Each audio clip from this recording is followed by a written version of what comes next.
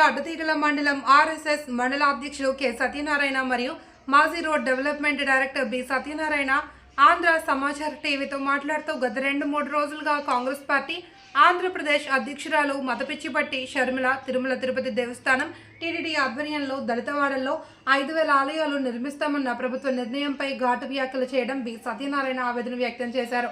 Chandrababu RSS వాదిలా మారిపోయారని, దళితవాడలో TTD నిధులతో గుడులు కట్టామని ఎవరు అడిగారని ఆమె ప్రశ్నించారనడం హాస్యాస్పదంగా ఉందన్నారు. భక్తులు హుండీలో వేసిన సొమ్మును టీటీడీ ధూపదీప నైవేద్యాలకు, హిందూ ధర్మ ప్రచారానికి వినియోగిస్తుంది అని, హిందూ ఆలయాల నిర్మాణానికి ప్రభుత్వ నిధులను ఏమాత్రం తీసుకోవడం లేదని, పైగా దేవాదాయ శాఖ ద్వారా ప్రభుత్వ ఆలయాల నుండి పన్నులు వసూలు చేస్తుంది అని, టీటీడీ ఇప్పటికే ఎన్నో ప్రజా సంక్షేమ కార్యక్రమాలు నిర్వహిస్తుంది అని తెలిపారు. సంఘం గురించి మాట్లాడే హక్కు ఆమెకు లేదని ఘాటుగా జవాబు చెప్పారు. ఈ కార్యక్రమంలో ఆంధ్రప్రదేశ్ రోడ్ డెవలప్మెంట్ కార్పొరేషన్ మాజీ డైరెక్టర్ బత్తుల సత్యనారాయణ, సమృత సేవా ఫౌండేషన్ సభ్యుడు కె సత్యనారాయణ తదితరులు పాల్గొన్నారు.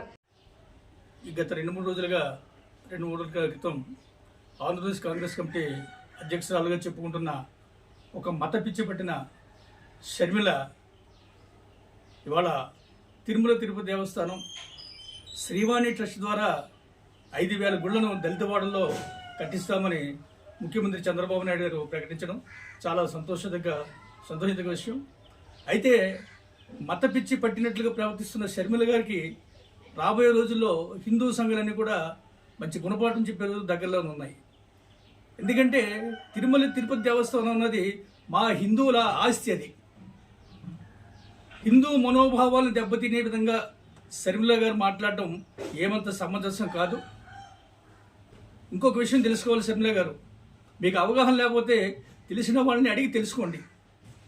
ఎందుకంటే శ్రీవాణి ట్రస్ట్ అనేది జగన్మోహన్ రెడ్డి గారి గవర్నమెంట్లో శ్రీవాణి ట్రస్ట్ పెట్టడం, దానికి టికెట్గా 10,500 రూపాయలు శ్రీవాణి ట్రస్ట్ టికెట్ తీసుకోవడం, ఆ 10,500 రూపాయల్లో 500 రూపాయలు బ్రేక్ దర్శనానికి, ఉన్న 10,000 రూపాయలు ధార్మిక సంస్థలకి ఖర్చు పెట్టడానికి ఆ సొమ్ముని శ్రీవాణి ట్రస్ట్ ద్వారా వినియోగిస్తున్నారు.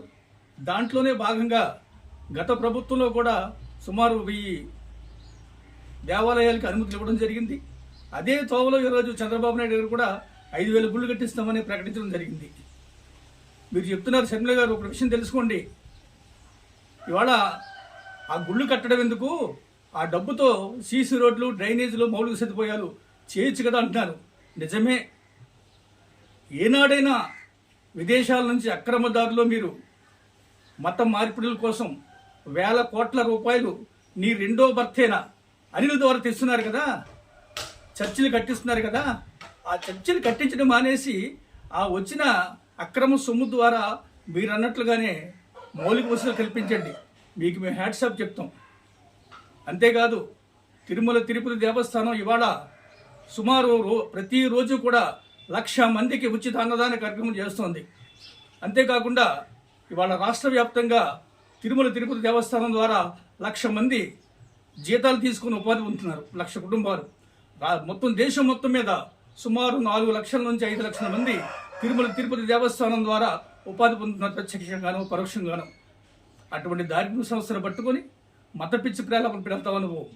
అంతేకాదు ఇవాళ హిందూ ధార్మిక సంస్థలు ఏవైనా సరే దానిలో భాగంగా సమరస సేవ ఫౌండేషన్ ద్వారా కూడా గతంలో ఒక 700 గుళ్ళకి ప్రారంభించడం జరిగింది.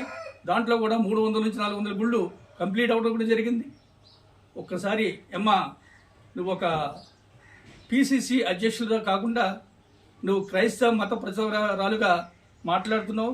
ఇది ఏమాత్రం కరెక్ట్ కాదు. ఇది నీకేమన్నా మీ ఆధ్వర్యంలో, నీ రెండో భర్త అనిల్ ఆధ్వర్యంలో వేలాది చర్చలు కొడుతున్నారే. ఏ రోజన్నా ఎందుకు చర్చలు కొడుతున్నావని మేము హిందువులు అడిగాము మేము. అంతేకాకుండా ఇవాళ రాష్ట్ర ప్రభుత్వాలు జెరూసలేం యాత్ర కానీ, హజ్ యాత్రలు కానీ మా హిందూ దేవాలయ ద్వారా వచ్చే ఆదాయాన్ని మీకోసం ఖర్చు పెడుతున్నారు. ఇక్కడ నుంచి మేము టీటీడీ ట్రస్ట్ని కానీ, హిందూ ధార్మిక సంస్థలు కానీ ఒకటే డిమాండ్ చేస్తున్నాం. హిందూ దేవాలయ ద్వారా వచ్చిన ఏదైతే సంపాదన ఉందో, ఏదైతే నిధులు ఉన్నాయో అది కేవలం హిందూ ధార్మిక కార్యక్రమాలు మాత్రమే ఖర్చు చేయాలని ఒక హిందూగా నేను డిమాండ్ చేస్తున్నాను. జై శ్రీరామ్. జై శ్రీరామ్.